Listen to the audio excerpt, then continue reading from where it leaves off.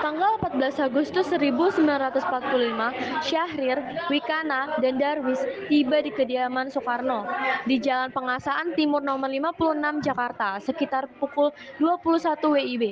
Keduanya menyampaikan hasil-hasil keputusan rapat. Pada pertemuan itu, datang beberapa tokoh nasionalis seperti Mohatta, Iwakusuma Sumantri, Samsi, Buntaran, Sudiro, dan Ahmad Subarjo. Silahkan masuk. Ada maksud apa saudara-saudara datang kemari? Saya mendengar berita Jepang menyerah kepada sekutu di radio BBC London di Bandung. Maka dari itu, tadi siang kami dari golongan para pemuda berkumpul mengadakan rapat dan hasilnya adalah semua pemuda setuju agar Bung Soekarno dan Bung Hatta segera menyusun kemerdekaan Indonesia. Kita tidak bisa begitu saja memproklamasikan kemerdekaan. Kita harus membicarakan dalam rapat PKI. Apakah kita harus menunggu janji Jepang untuk memerdekakan bangsa ini? Kita bisa, Bung. Kita harus bangkit dan proklamarkan kemerdekaan sendiri. Mengapa harus menunggu janji manis itu? Jepang sendiri bahkan telah kalah dalam perang sucinya. Kekuatan segelintir ini takkan mampu mengalahkan armada perang milik Jepang. Coba kau perlihatkan padaku, mana bukti kekuatan yang diperhitungkan itu? Apa tindakanmu untuk menyelamatkan wanita dan anak-anak jika ternyata terjadi pertumpahan darah? Bagaimana cara kita nanti untuk mempertahankan kemerdekaan? Coba bayangkan, bagaimana kita akan tegak di atas kekuatan sendiri. Tapi, semakin cepat kita memproklamasikan kemerdekaan, akan semakin cepat pula kita mengakhiri penderitaan rakyat yang sudah ditangguhkan selama ini. Inilah yang sudah ditunggu-tunggu bangsa kita, Bung. Baik, kalau begitu kami mohon diri.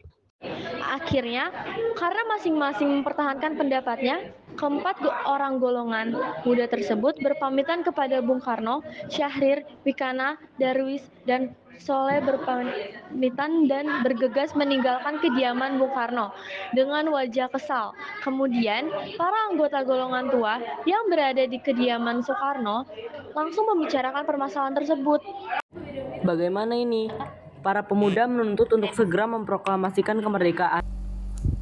Tapi kita tidak boleh gegabah, Bung.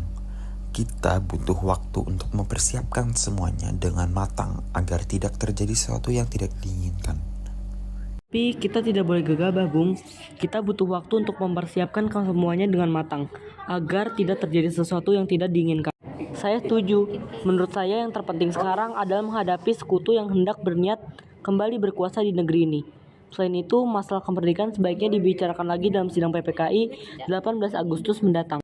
Lalu bagaimana dengan pendapat golongan muda? Apa kita abaikan saja? Iyalah, lagi pula mereka masih muda. Pemikiran mereka terlalu pendek. Kita harus melihat ke depan, mempersiapkannya dengan matang. Kalau tidak, bagaimana nanti jika semuanya berantakan? Baiklah, Bung, berarti kita semua sudah sepakat. Dengan demikian, usaha para pemuda dengan juru bicara Sultan Syahrir untuk membujuk Ir Soekarno agar segera memproklamasikan kemerdekaan mengalami kegagalan.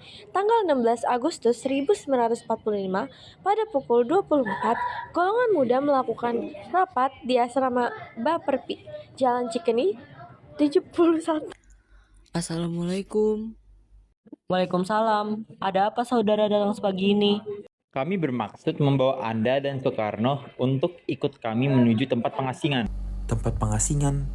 Apa yang saudara maksudkan?